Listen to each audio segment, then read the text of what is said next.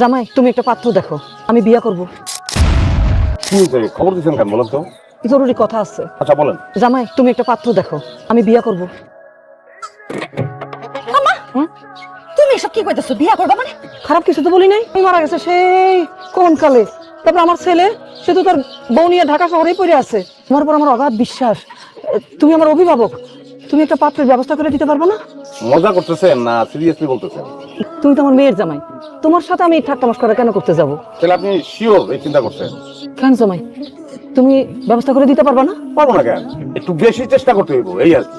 পারবো না এমন তো কোনো কথা নাই, অবশ্যই পারবো।